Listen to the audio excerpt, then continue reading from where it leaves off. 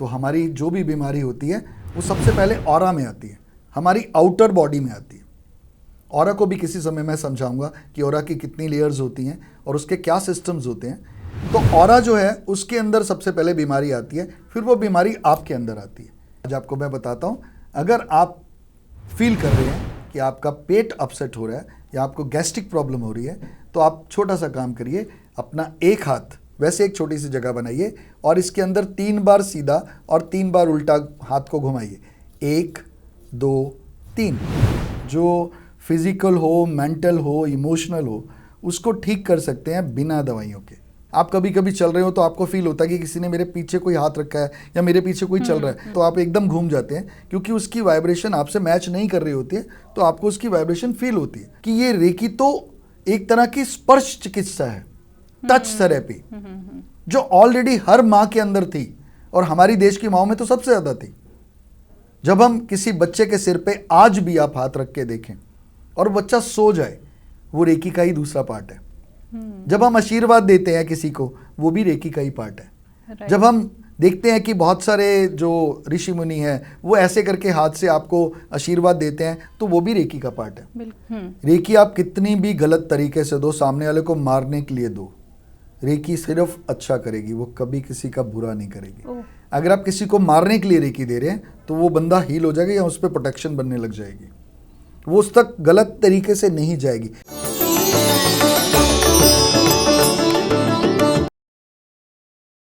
आज हम बीमार होते हैं तो हम झट से डॉक्टर के पास चले जाते हैं, लेकिन एक समय वो भी था जब हम बीमार तो होते थे लेकिन कोई डॉक्टर्स नहीं रहते थे, पर तब भी हम ठीक हो जाते थे।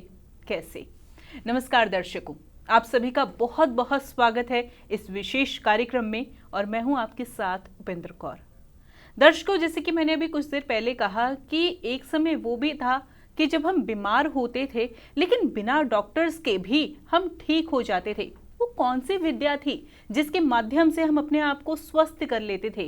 वैद्य होते थे, जड़ी बूटियों का भी कार्य होता था, लेकिन एक और विद्या उनके पास थी जो समय के साथ जो है, बदलते समय के साथ जो है विलुप्त होती गई, लेकिन अब फिर से उसका नाम उठ रहा है। वो है रेकी। रेकी क्या है, कैसे यह कार्य करती है, कैसे हमें बिना दवाइयों के यह ठीक कर देती है? बिल्कुल, कुछ गंभीर बीमारियों को छोड़कर बहुत सारी हमारे साथ जो तकलीफें होती है, रेकी के माध्यम से वो ठीक हो सकती है। लेकिन कैसे, क्या है रेकी, कैसे यह कार्य करती है, कौन लोग रेकी अपने ऊपर करवा सकता है, बहुत सारी जानकारी आज हम आपको इस कार्यक्रम के माध्यम से देने वाले हैं और कार्यक्रम आप बहुत ही ध्यानपूर्वक देखिएगा। और यह समस्त जानकारी देने के लिए हमारे साथ स्टूडियो में उपस्थित हुए हैं हमारे बेहद ही खास मेहमान। जी हाँ, हम बात कर रहे हैं रेकी वास्तु एक्सपर्ट राजा राजकुमार जी की। तो आइए सबसे पहले मिलकर उनका स्वागत करें। नमस्कार डॉक्टर साहब, बहुत बहुत स्वागत है आपका। Thank you very much sir. जैसे कि आप एक रेकी एक्सपर्ट भी हैं, तो आज इस कार्यक्रम के माध्यम से मैं रेकी के बारे में भी आपसे चर्चा करना चाहूंगी, क्योंकि रेकी एक ऐसा विषय है जिसके बारे में अक्सर लोग नहीं जानते और आप एक रेकी एक्सपर्ट हैं। तो ऐसे में रेकी के बारे में शुरुआत करते हैं आज इस कार्यक्रम की। और रेकी क्या है, सबसे पहला प्रश्न यही। ठीक है, तो हम जान लेते हैं कि रेकी क्या है। बहुत सारे लोगों ने इस नाम को सुना हुआ है। वैसे रेकी को जो सिंपल वर्ड में हम समझाना चाहते हैं, तो सिंपल वर्ड में ये कहना है कि रेकी एक यूनिवर्सल एनर्जी है, मतलब ब्रह्मांडीय शक्ति है जो ब्रह्मांड से हर व्यक्ति के अंदर उपस्थित है। मतलब वो विद्यमान है सभी के अंदर। इट्स रे का मतलब होता है यूनिवर्स और की का मतलब होता है जो एनर्जी है, उसको की बोलते हैं। तो की इज़ अ एनर्जी। तो रेकी एक ऐसी एनर्जी है जो ब्रह्मांड की एनर्जी है और वो हर व्यक्ति के अंदर उपस्थित है। बट हम जिस तरह से अपने बॉडी पार्ट्स को नहीं जानते, जिस तरह से हम अपनी पावर्स को नहीं जानते, उसी तरह से हम बहुत सारे लोग जो हैं वो रेकी को नहीं जानते कि वो विद्यमान तो है, बट उसका इस्तेमाल कैसे किया जाए, कैसे उसको अपने ऊपर लागू किया जाए। तो सिंपली हम इस सिंपल वर्ड्स के अंदर यही कह सकते हैं कि ये ब्रह्मांडीय शक्ति है, ईश्वर की शक्ति है, जिससे हम अपने ऊपर आई हुई कुछ प्रॉब्लम्स को, जो फिजिकल हो, मेंटल हो, इमोशनल हो, उसको ठीक कर सकते हैं बिना दवाइयों के। तो रेकी एक बहुत बड़ा वास्ट सब्जेक्ट है। आज के टाइम के अंदर मैं ये समझता हूँ कि हर व्यक्ति को इतना तो ज़रूर आना चाहिए कि वो अपनी हीलिंग कर सके। तो ये हीलिंग एनर्जी है जिसको हम रेकी बोलते हैं। इससे बहुत सारे लोगों को फ़ायदा हुआ है और बहुत सारे लोग इसको जानते भी हैं। इसके अंदर बहुत सारी डिग्रीज होती हैं जिनको किसी भी एक्सपर्ट से यानी कि गुरु से इसको लेना पड़ता है, सीखना पड़ता है, फिर इसको लागू किया जाता है। तो सर किन किन प्रॉब्लम्स को हम रेकी के माध्यम से ठीक कर सकते हैं? देखिए, अगर हम वर्ड प्रॉब्लम यूज़ कर रहे हैं तो पहले तो हम प्रॉब्लम को ही ठीक कर सकते हैं, वो किसी तरह की भी हो। Great. दूसरी चीज़ ये है कि मिनिमम जो है वो एक कोल्ड कफ, जिसको हम जुकाम बोल लेते हैं, कोल्ड कफ बोल लेते हैं, उसको ठीक कर सकते हैं। और हम हाईएस्ट लेवल पे लेके जाए तो हम कैंसर को भी ठीक कर सकते हैं। सच में कैंसर जैसे रोग को भी हम बिल्कुल ठीक कर सकते हैं। पावर आपकी है। और सबसे बड़ी चीज़ ये है कि रेकी के अंदर आपकी जो आपकी आस्था है या जो आपका कर्म है या जो आपकी विद्या के अंदर एक्सपर्टीज़ है, अगर आप उस चीज़ों का इस्तेमाल करते हैं तो हम कैंसर को भी ठीक कर सकते हैं। बट इसके लिए साधना बहुत बड़ी चीज़ है। ये डिपेंड करता है कि आपने अपने ऊपर कितनी साधना की है। ओके। जितनी साधना आप, जितनी इस रेकी की साधना आप करेंगे, जितना इस रेकी को आप अपने अंदर धारण करेंगे, उतना ही फ़ायदा आप अपने लिए और दूसरों के लिए क्रिएट कर सकते हैं। तो मैंने तो ये भी देखा है कि रेकी से कैंसर ठीक हो सकता है। अब शायद आपका अगला क्वेश्चन ये होगा कि कितनी देर में ठीक हो जाता है। बिल्कुल, मैं समझ पा रहा था कि जनरली लोग ऐसा पूछते हैं कि कितनी देर में ठीक हो जाता है। तो ये मैं कहता हूँ कि ये डिपेंड करता है, ये डिपेंड करता है आप पर। आपको जुकाम है तो 15 मिनट में आराम आ जाएगा। और अगर आपको कैंसर जैसी प्रॉब्लम है, उसको आने में जितने साल लगे हैं उससे शायद बहुत कम, मतलब मैं अगर आपको मैक्सिमम मुश्किल वाली अगर किसी की परिस्थिति है और मैं बताऊं कि कब तक ठीक हो जाएगा, तो 6 मंथ मैक्सिमम लगते हैं। अदरवाइज मैंने तो मिरेकल होते हुए देखे हैं, मैंने चमत्कार होते हुए देखे हैं रेकी से। ये डिपेंड करता है कि रेकी देने वाले की अपनी आस्था और अपनी एनर्जी कितनी है, उसकी अपनी साधना कितनी है। तो वो अगर उनकी साधना अच्छी है और वो रोज़ मेडिटेशंस करते हैं, रेकी को रोज़ करते हैं, तो बहुत जल्दी हील कर लेते हैं। बीमारी कैसी भी हो, हीलिंग आसान है और बहुत आराम से हो जाती है। सर, यह तो हमने समझ लिया कि रेकी के माध्यम से हम कैंसर जैसे रोग से भी मुक्ति पा सकते हैं, लेकिन यह समझना थोड़ा सा मुश्किल हो पा रहा है कि रेकी कार्य कैसे करती है। ठीक है, आपकी बात अच्छी है। आप ये बताइए कि आपको बादल देखने पर समझ आती है कि बरसात हो सकती है, राइट? ठीक है। आपको स्पीड से पता चलता है कि आपकी कार चल रही है। तो हमें भी उस चीज़ की वाइब्रेशंस फील होती है।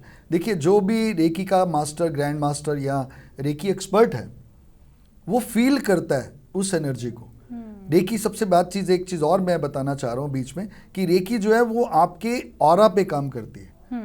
अब आप जानना चाहेंगे कि ऑरा क्या होता है, तो मैं आपको ये बता दूं कि जब व्यक्ति पैदा होता है उसके अंदर एक मैग्नेटिक फील्ड होती है, उसकी बॉडी की एक मैग्नेटिक फील्ड होती है जिसको आप महसूस कर सकते हैं। आप कभी कभी चल रहे हो तो आपको फील होता है कि किसी ने मेरे पीछे कोई हाथ रखा है या मेरे पीछे कोई चल रहा है। That is called aura expert. वो ऑरा की वाइब्रेशंस हैं, वो आपको फील होती है चलते हुए कि यार कोई मेरे पीछे से आ रहा है और या मुझे कोई देख रहा है, तो आप एकदम घूम जाते हैं क्योंकि उसकी वाइब्रेशन आपसे मैच नहीं कर रही होती है। तो आपको उसकी वाइब्रेशन फील होती है कि there is somebody negative at the back. उसी तरह से जब हम रेकी करते हैं तो हमारी रेकी जो है वो सामने वाले को जब जाती है तो उसका एक्सप्रेशन हमें पता चलता है, हम फील करते हैं उसको कि ये कितनी तेज़ी से जा रही है और कैसे जा रही है। दूसरी चीज़, रेकी जो है वो हमेशा हाथों से ली जाती है और हाथों से ही दी जाती है। तो जो हमारे हाथ हैं ये रेकी के टूल हैं। इसके अंदर जैसे एक आम MBBS डॉक्टर होता है, वो छोटी मोटी बीमारियां ठीक कर लेता है, बट एक सर्जन जो होता है वो बड़े काम करता है, वो बड़ी सर्जरीज करता है, वो बड़े बड़े पार्ट्स को हटा के नए पार्ट्स को यूज़ करता है। तो ये वो मास्टर्स और ग्रैंड मास्टर्स होते हैं रेकी के अंदर जो इन चीज़ों को ठीक कर लेते हैं। तो ये डिपेंड करता है, जो आपका क्वेश्चन है उसका आंसर, कि ये डिपेंड करता है उस व्यक्ति पर कि वो किस लेवल तक का हीलर बन चुका हुआ है या उसको कितने साल उसके अंदर लग गए हैं उसको करने में, तो फिर वो उसके हिसाब से उसको ठीक कर लेता है। बिल्कुल। तो इसलिए चाहे वो छोटी बीमारी हो या बड़ी बीमारी हो, सब कुछ ठीक हो सकता है। सिर्फ रेकी के अंदर आपका विश्वास होना चाहिए और करने वाले को ये विश्वास होना चाहिए कि वो उसको ठीक कर सकता है। सर, यह बहुत अच्छे से आपने एक्सप्लेन किया, लेकिन एक सवाल मेरे मन में यह आया कि रेकी के बारे में जो लोग थोड़ा बहुत भी जानते हैं उनके मन में थोड़ा सा डर भी रहता है कि कैसे हम ठीक हो सकते हैं, मतलब बहुत सारे सवाल आते हैं। लेकिन इसी के साथ साथ जैसे मैंने कार्यक्रम की शुरुआत में कहा था कि यह प्राचीन परंपरा है, प्राचीन विद्या है, लेकिन समय के साथ, बदलते समय के साथ ये विलुप्त हो गई। तो ऐसे में दर्शकों को मैं आपके माध्यम से जानना चाहूंगी कि इसकी हिस्ट्री क्या है, कहाँ से शुरुआत हुई, किसके द्वारा इसकी रचना की गई है, कैसे सब कुछ? ठीक है, इसके जो गुरु रहे ना वो उसूई जी रहे, जो जापानीज थे।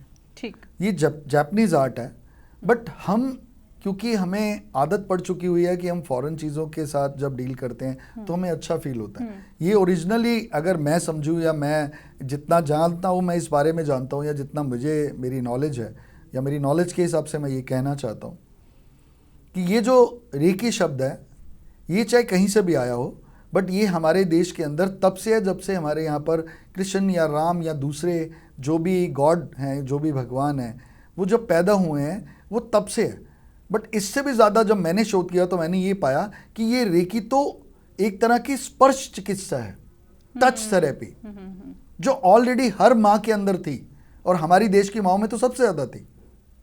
जब हम किसी बच्चे के सिर पे आज भी आप हाथ रख के देखें और बच्चा सो जाए, वो रेकी का ही दूसरा पार्ट है। जब हम आशीर्वाद देते हैं किसी को, वो भी रेकी का ही पार्ट है। जब हम देखते हैं कि बहुत सारे जो ऋषि मुनि हैं वो ऐसे करके हाथ से आपको आशीर्वाद देते हैं, तो वो भी रेकी का पार्ट है। बिल्कुल। और आपने देखा होगा बहुत सारे भगवान जो हमारी फोटो में हैं, या जो हिंदू भगवान है या हिंदू धर्म के जो ईश्वर हैं जिनको ये मूर्तियों को हम देखते हैं, वो सबके हाथ इसी तरह से मिलेंगे आपको। तो ये रेकी है। ये उनके, क्योंकि रेकी हाथ से फ्लो होती है तो वो एनर्जी हाथ से ही दूसरी तरफ जाती है, और उस एनर्जी की वजह से ही हम ये जान पाते हैं कि ये वो रेकी है जिसको हमने आज ये रेकी नाम दिया। उस समय वो आशीर्वाद था। बिल्कुल। तो उस समय वो जो वाइब्रेशंस थी वो ही रेकी का पार्ट था। और जो टच थेरेपी थी, उस माँ का सानिध्य में रहने का, बच्चा जब बहुत रो रहा हो या बहुत प्रॉब्लम हो उसको, अगर माँ गले में लगा लेती थी तो डेफिनेटली उसको बहुत आराम मिलता था। That is reiki. बिल्कुल। तो मैं शायद समझता हूँ कि मैं आज हर व्यक्ति को रेकी मास्टर नहीं बना पाऊंगा, बट मैं हर व्यक्ति को रेकी इतनी तो ज़रूर बता दूंगा कि वो अपनी हीलिंग कर ले। उसके लिए गुरु की ज़रूरत ना पड़े, आपको सीखने की भी ज़रूरत नहीं पड़ेगी। इतनी आराम से आप अपने आप को ठीक कर लेंगे, वो आगे समझेंगे। बिल्कुल, बहुत सुंदर से सर आप जानकारी दे रहे हैं, और आपने बहुत अच्छी बात यह है, हमें बहुत इजी एग्जाम्पल के थ्रू यह बताया कि जैसे एक माँ होती है, वो सर पर जब अपने बच्चे के हाथ रखती है तो उसे कितना सुकून मिलता है, सारी टेंशन उसकी दूर हो जाती है। जब गले से लगाती है तो बच्चा चुप हो जाता है। तो यानी कि एक स्पर्श चिकित्सा है रेकी को, अगर हम समझे।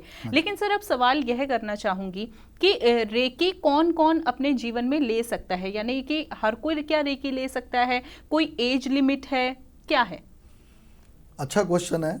सबसे बड़ी बात यह है कि जब मैंने बोला कि रेकी एक एनर्जी है, तो एनर्जी तो सभी को चाहिए। वो बच्चा जो पैदा होता है, 1 घंटे का भी बच्चा नहीं होता जो, वो भी रेकी लेता है, वो भी रेकी के थ्रू ही आगे बढ़ता है। उसको भी रेकी की ज़रूरत होती है, क्योंकि रेकी एक एनर्जी है और वो उस एनर्जी में तो वो पैदा ही होता है, उस एनर्जी से ही पैदा होता है और उस एनर्जी में पैदा होता है। और सबसे बड़ी क्या चीज़ है कि रेकी जो है वो एक पैदा हुए बच्चे से लेके एक मैक्सिमम एज जो भी आप समझ ले, एक 100 साल के आदमी को भी दी जा सकती है। ये सब पर असर करती है, सब पर काम करती है। इसका कोई भी एज फैक्टर नहीं है। इसका तो फैक्टर ये है कि कौन कितने विश्वास से दे रहा है और कौन कितने विश्वास से ले रहा है। सर, इसमें अब एक सवाल मैं यह करना चाहूँगी कि ना हम अक्सर डर जाते हैं इस बात को समझ के कि कोई व्यक्ति हमें हाथ भी नहीं लगा रहा और दूर से ही जो है वो हमारी प्रॉब्लम कैसे दूर ठीक कर रहा है, थोड़ा सा हम इसे कभी गलत वे में भी ले जाते हैं। तो इस बारे में समझना चाहूँगी, क्या रेकी के कोई साइड इफ़ेक्ट भी हो सकते हैं? जो आपने क्वेश्चन किया हो, मैं शायद समझ पा रहा हूँ कि आप यही कहना चाह रही हैं कि जब बिना टच किए हम लोग रेकी देते हैं तो क्या हम डिस्टेंस रेकी भी दे सकते हैं? हाँ, बिल्कुल हम दे सकते हैं। रेकी जो है वो यूनिवर्सल एनर्जी है। तो यूनिवर्स मतलब पूरा ब्रह्मांड। पूरे ब्रह्मांड में अमेरिका हो, दुबई हो, चाइना हो, रशिया हो, कोई भी देश हो, सारे देश आते हैं उसके अंदर। ये एक ऐसी एनर्जी है जो एयर ट्रेवल करती है। ये वो एनर्जी नहीं है जिसको हमें गन में या किसी सिरिंज में या किसी चीज़ में भर के फेंकना होता है। ये वो एनर्जी है जो हम आकाश में फेंकते हैं। आकाश से ही लेते हैं और आकाश में ही छोड़ते हैं। बट इसके अंदर कुछ सिंबल्स होते हैं जिनके सिंबल के थ्रू हम उस पर्टिकुलर व्यक्ति से कनेक्ट होते हैं, जिसको हमें रेकी देनी होती है। और फिर इसके अंदर एक बहुत बड़ा एनर्जी फैक्टर होता है कि ये रेकी जो है वो बिना मांगे नहीं दी जाती। जब तक सामने वाले की मंशा नहीं होती रेकी लेने की, या उसकी डिमांड नहीं होती रेकी लेने की, हम इस एनर्जी को ऐसे ही नहीं फेंक सकते। जिस तरह से बिना इनविटेशन के आप किसी के जागरण या किसी के कीर्तन या और किसी जगह पर नहीं जाते हैं, उसी तरह से ये रेकी भी विदाउट इनविटेशन नहीं दी जाती। ऐसा क्यों सर? वैसे वो इसलिए नहीं दी जाती है क्योंकि ये एनर्जी एक्सचेंज है। तो एनर्जी, अगर ऐसा होता तो मैं फटाफट किसी बैंक के बाहर खड़ा होता और मैं उसमें कुछ मेरे पास सिंबल है, मैं रेकी देता और मैं उसके बैंक के सारे पैसे लेता और भाग जाता। तो मैं तो ताले भी खुलवा सकता हूँ अगर उसके अंदर इतनी पावर है कि में कुछ ऐसे सिंबल्स हैं जो आपकी प्रॉब्लम्स को हटा देते हैं। तो हम उसका मिसयूज भी कर सकते हैं ना, इसलिए हम मिसयूज ना करें।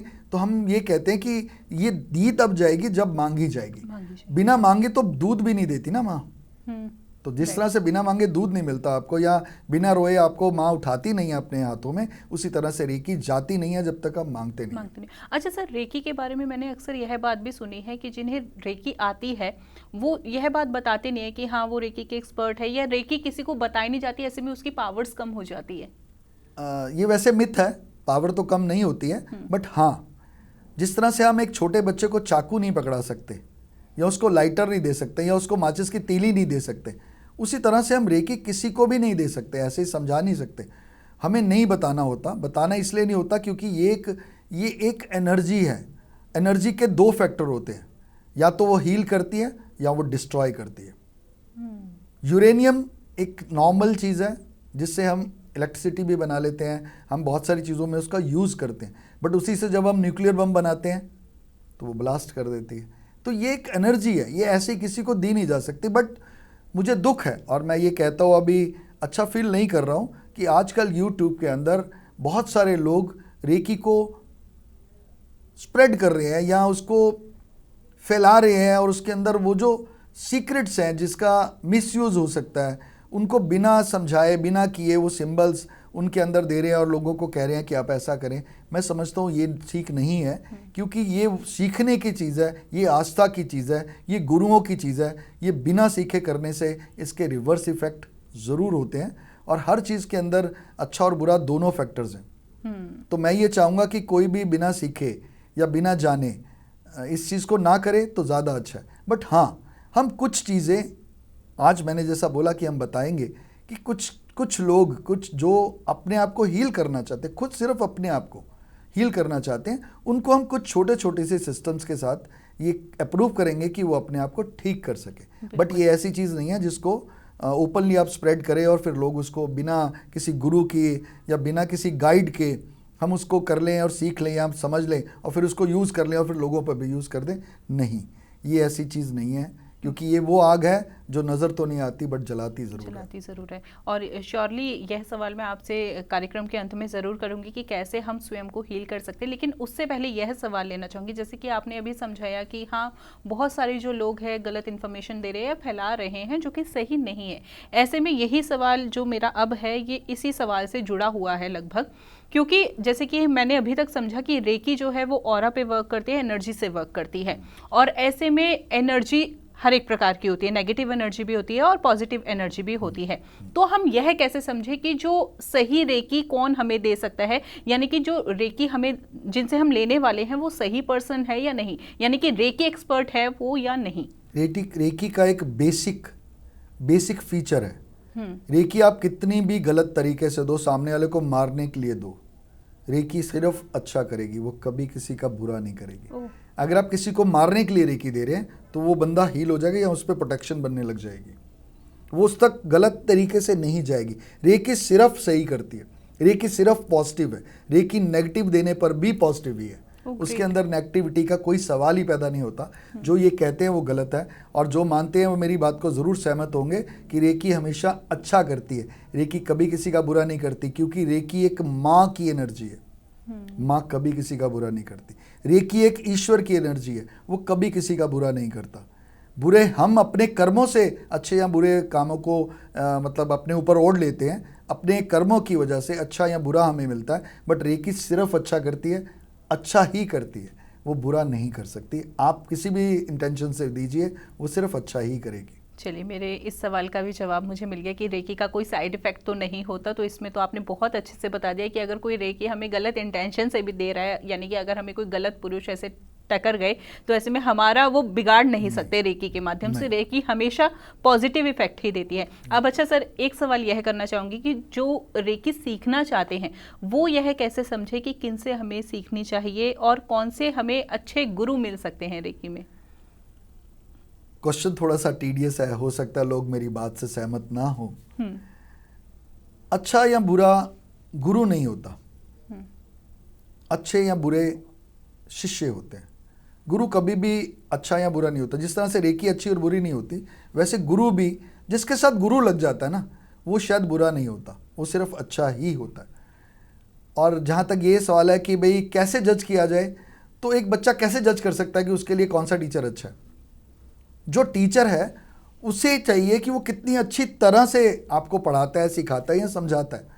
तो अच्छा बुरा गुरु नहीं होता, गुरु हमेशा ही अच्छा होता है। सिर्फ उसके पढ़ाने का, समझाने का और बताने का तरीका जो है वो अच्छा या बुरा हो सकता है। अच्छा और बुरा भी नहीं कह सकते, या कम या ज़्यादा हो सकता है। ये डिपेंड करता है उसकी अपनी नेचर, क्वालिटी और उसकी अपनी एक प्रैक्टिस और उसकी अपने तरीक़ों पर, या उसने कितना ज्ञान है उसका, वो कितना ज्ञान बांट सकता है। तो ये किसी के लिए इतना आसान नहीं है कि वो ये जज कर ले पहली बार में कि कौन सा टीचर अच्छा है या कौन सा टीचर बुरा है। टीचर टीचर है। तो दूसरी बात ये है कि जो भी शिष्य है, अगर वो फील करता है कि जो सामने वाला उसको पढ़ा रहा है उसको समझ आ रहा है, तो उसके लिए वही अच्छा है। टीचर के पास सिर्फ एक ही लैंग्वेज है, समझाना या बताना। ग्रैस्प करना, उसको समझना, उस पर प्रैक्टिस करना, उस पर काम करना, ये शिष्य का काम है। तो टीचर हमेशा अच्छे ही होते हैं। हर जो गुरु है वो अपने आप में गुरु है। जिसने रेकी सीखी है वो अगर गुरु के लेवल तक सीख चुका है तो आप नहीं जान सकते, आप सिर्फ ये जान सकते हैं कि कितनी अच्छी तरह से आपने उसको सीखा है। तो मैं ये समझता हूँ कि गुरु अच्छे बुरे नहीं होते। हमारी सोच, हमारे सिस्टम्स, हम कितनी उससे नॉलेज ले पाए, ये आप पे डिपेंड करता है कि आप कितनी अच्छी तरह से उसको सीख पाए हैं। बहुत सुंदर सर। अब एक सवाल मैं आपसे और लेना चाहूँगी। जैसा कि हम जानते हैं कि आप पास्ट लाइफ पे भी कुछ वर्क करते हैं, उसके बारे में समझना चाहूँगी कि वो क्या वर्क है और दर्शकों के लिए जानना चाहूँगी। देखिए, बहुत सारी विद्याएं हमारे देश के अंदर हैं। हम जिस धरती पे पैदा हुए हैं, मैं बहुत बार इस बात को कहता हूँ, ये धरती जो है गुरुओं की धरती है। ये धरती जो है वहाँ पर सभी ईश्वर इस हमारी धरती पे पैदा हुए हैं। तो हमारी धरती एक पायस धरती है, एक पवित्र धरती है। यहाँ पर बहुत कुछ है। जो कुछ भी हमें यहाँ पर मिला है वो सब हमें हमारे अपने कर्मों के हिसाब से एंजॉयमेंट करने के लिए, उसको भोगने के लिए मिला।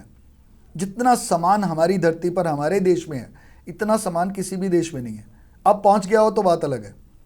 आप अगर छोटी सी बात करें, गोलगप्पे से ले, भटूरों से ले और चीज़ों से ले, तो ये सारा कुछ हमारे देश में है और किसी देश में भी ये चीज़ें नहीं हैं। हमने पहुँचाई हैं, बात अलग है। तो जो कुछ भी हमें मिला है वो हमारी धरती पर हमारे लिए। इसी तरह से एक शक्ति, एक विद्या और है जिसे हम कहते हैं पास्ट लाइफ रिग्रेशन, PLR। इसको PLR बोला जाता है। इस पर भी मैंने इस विद्या को सीखा, इस विद्या पर काम किया और ये जाना कि ये शक्ति भी ईश्वर ने हमें दी है कि हम अपना पीछे क्या करके आ रहे हैं उसको देख सकते हैं। बट ये एक आसान चीज़ नहीं है। इसके अंदर हमें ऐसा करना नहीं चाहिए। बट कुछ लोग इस विद्या का इस्तेमाल कर रहे हैं जानने के लिए, या हम क्यूरियोसिटी से, हमारे अंदर एक आदत होती है बीइंग अ ह्यूमन कि भाई हम जानना चाहते हैं कि मैं पहले क्या था, आगे मैं क्या होऊंगा। ये हमारी क्यूरियोसिटी है। तो इसके लिए भी एक विद्या जो है हमारे देश में विद्यमान है। ये भी वैसे आई तो बाहर से है, बट क्योंकि हमने उसको रिफाइंड किया है, हमारे पास ऑलरेडी थी। जितनी भी विद्या इस देश के अंदर है, मैं ये मानता हूँ वो हमारे देश से ही बाहर गई हैं और फिर उसके बाद हमने बाहर से उसको ला के उसको फिर ग्रैस्प किया, क्योंकि उन्होंने उसको रिफाइंड किया, उसको एक अच्छा नाम दिया और फिर हमने उस पर काम किया।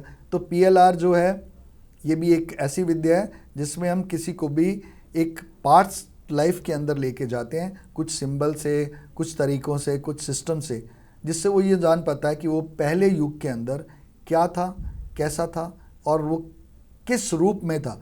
मतलब किस योनि में था।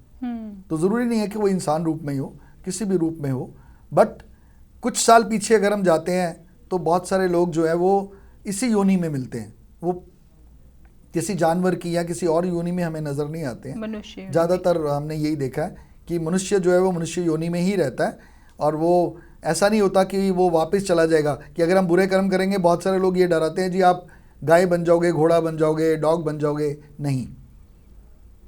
अब कोई ये पूछता है कि क्यों नहीं, तो क्यों नहीं का आंसर मेरे पास ये है कि हम ये कहते हैं कि 84 लाख योनियों के बाद हमें ये शरीर मिला है। तो जो योनियां आप भुगत आए हम, वो हम उस योनि में क्यों वापस जाएंगे?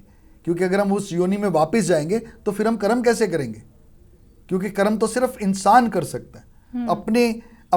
हम अपनी बुराइयों को, अपने पास्ट को सिर्फ खुद काट सकते हैं, तो वो सिर्फ इंसान काट सकता है। इसलिए हम हमेशा जब भी जन्म लेंगे, जब तक हमारे कर्म नहीं कट जाएंगे, अब 84 लाख योनियों के बाद हम हमेशा मनुष्य योनि में ही जन्म लेंगे, हम किसी और योनि में नहीं जाएंगे। ये मान लीजिए, क्योंकि ये मेरी सोच है, मेरी प्रैक्टिस है, इसको मैंने खुद फील किया है और मैंने बहुत गुरुओं से इस चीज़ को जाना है। मनुष्य हमेशा मनुष्य योनि में ही पैदा होगा, क्योंकि वो काट आया सब योनियों को। पर ये हो सकता है कि अगर उसके कर्म अच्छे नहीं है तो मनुष्य योनि में उसे थोड़ा दुख भुगतना पड़ सकता है अगले जन्म में। बिल्कुल आपकी बात ठीक है कि हम अगर दोबारा, डेफिनेटली हम अपने कर्म को ही तो पूरा करेंगे ना। मैं जितने तक अपने कर्म भुगत नहीं लूंगा तब तक मैं उस योनि में आता रहूंगा, ऐसा हमारे ग्रंथ बोलते हैं, ऐसा हमने देखा है। और ऐसा तो पहले भी कहा गया है कि शिव जी की जो पार्वती है वो पहले किसी और रूप में थी। उसने बोला कि मैं तपस्या करती रहूंगी जब तक आप मुझे नहीं मिल जाओगे। शिव उनको मिले, बस किस योनि में मिले, कब मिले, किस टाइम पर मिले, तो ये तो उसकी वो प्रैक्टिस चलती रही ना, वो जाती रही होंगी, वो आती रही होंगी। तो हमें ये पता चला कि जो भी चीज़ें बनती गई या जब भी जो हमने विश कर ली, वो हमेशा विश हमारी जब तक पूरी नहीं हो जाएगी तब तक वो योनियों के चक्कर में हम रहेंगे। इसलिए कहा जाता है कि मरने से पहले एक बार राम का नाम जरूर लो। हम राम नाम सत्य तो बोलते हैं जब चला जाता है इंसान, बट हम लास्ट मोमेंट में उसको ये कहते हैं कि एक तो गंगा जल इसके मुंह में डालो, और दूसरा हम ये कहते हैं कि राम का नाम अगर लोगे तो हो सकता है आप अगली योनि से बच जाओ। तो मोक्ष एक बहुत मुश्किल चीज़ है।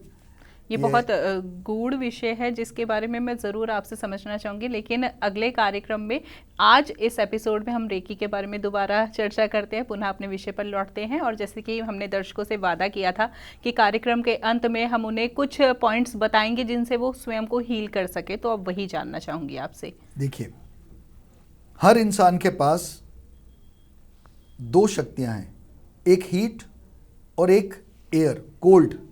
दोनों शक्तियां हमारे पास है। कैसे? हीट कैसे क्रिएट होती है?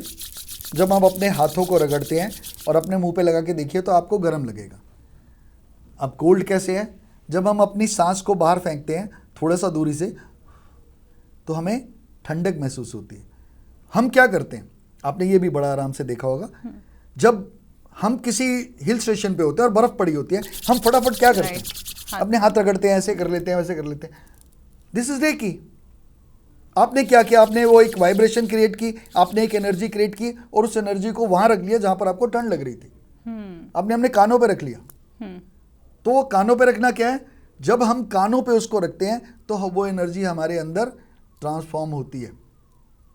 रेकी दो चीजों पे काम करती है, एक अंतरात्मा पे, एक शरीर पर। तो रेकी के दो पार्ट्स हैं, अंतरात्मा को ठीक करना प्लस शरीर को ठीक करना। अब हम कहते हैं कि कोल्ड कैसे हमें पता चलता है? आप देखिए, आपको कभी आपका हाथ जल जाए, सबसे पहला काम क्या होगा आपका? फटाफट आप फूंक मारेंगे उस पर। आपका दूध उबल रहा हो, आप क्या करती हैं? फूंक मारती हैं। सिंपल सिस्टम, ठंडा हो जाता है वो। गर्म उबलता हुआ दूध एक फूंक से ठंडा हो जाता है। This is reiki. तो कैसे सिखाऊंगा आपको रेकी? आज आपको मैं बताता हूं। अगर आप फील कर रहे हैं कि आपका पेट अपसेट हो रहा है या आपको गैस्ट्रिक प्रॉब्लम हो रही है, तो आप छोटा सा काम करिए। अपना एक हाथ, अपने हाथ जगन्नाथ है ना, हम ये बोलते हैं, आपने कुछ नहीं करना। पहला हाथ लीजिए, उल्टा हाथ, और सीधे हाथ के पांचों उंगलियों को इकट्ठा कर लीजिए। इसको किश्ती नुमा बना लीजिए। जैसे हम पानी पीने के लिए बुक बनाते हैं या जो थोड़ा सा बेंड करते हैं इसको, वैसे एक छोटी सी जगह बनाइए और इसके अंदर 3 बार सीधा और 3 बार उल्टा हाथ को घुमाइए। 1 2 3, फिर अब वापस घुमाइए 1 2 3।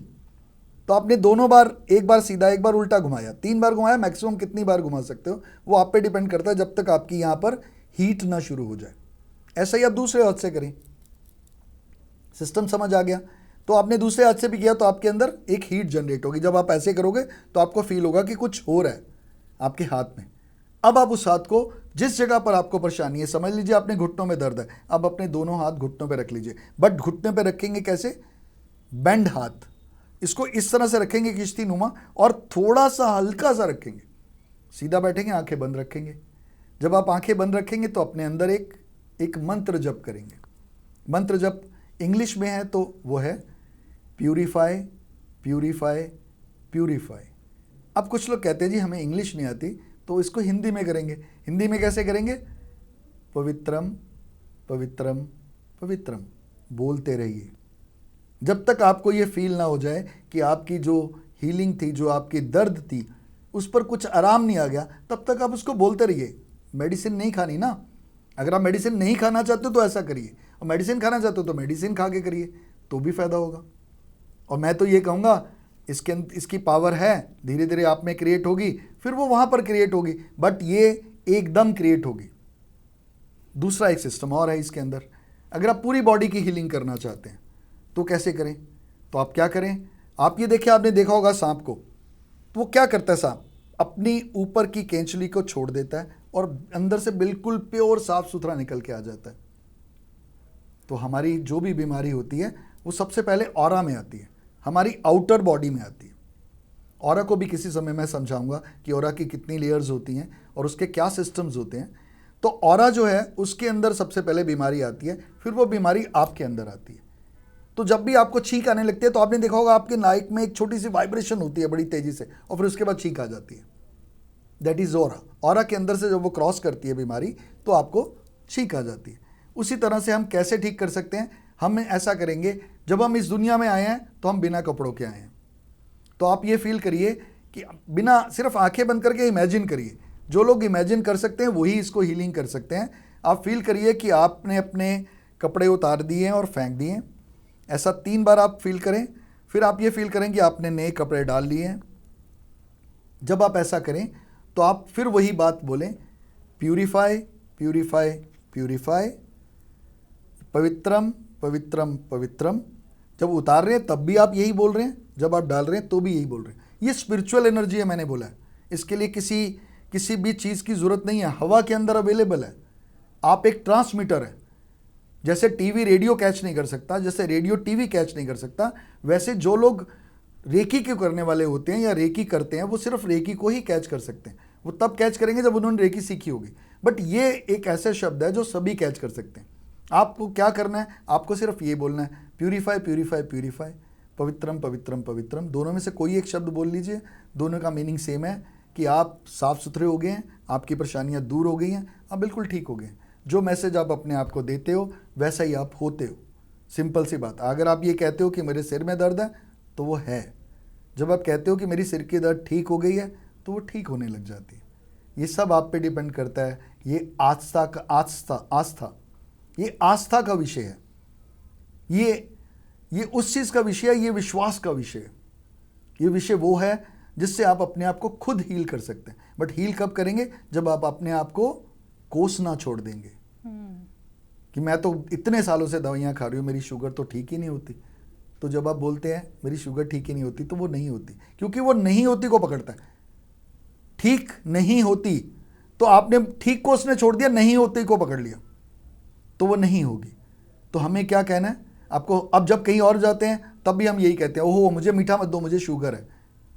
नहीं, साउंड सिस्टम को बदलिए, अपने एक्सप्रेशंस को बदलिए, अपनी बात को बदलिए। आप ये बोलिए कि मुझे ये खाने के लिए मना किया हुआ है। आप ये मत कहिए मुझे शुगर है इसलिए मेरे को ये शुगर की चीज़ मत दो। आप ये मत बताओ, आप ये बताओ कि इसको नहीं खाना है मुझे। तो अपने साउंड सिस्टम को बदलिए, अपनी सोच को बदलिए, अपनी आवाज़ को बदलिए, अपने शब्दों को बदलिए। तो बहुत सिंपल तरीका है अपने आप को हील करने का। हाथ घुमाइए, काम पे चलिए। तो मैं समझता हूँ कि ये एक छोटा सा सिस्टम है, जिससे आप अपने आप को हील कर सकते हैं।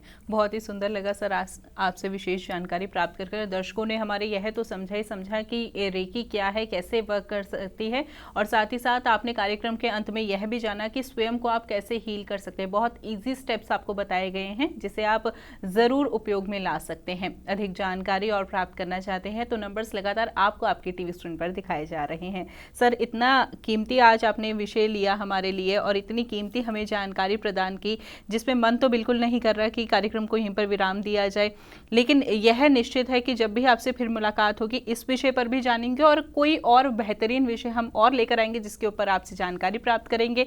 तब तक के लिए आपने अपना कीमती समय दिया, उसके लिए बहुत बहुत धन्यवाद। Thank you very much. नमस्कार दर्शकों, आप हमारे संतवाणी चैनल को सब्सक्राइब करें, वीडियो को लाइक करें, शेयर करें और हाँ, बेल आइकन पर क्लिक करना बिल्कुल ना भूलें ताकि हमारी किसी भी वीडियो की सूचना सबसे पहले आपको मिले।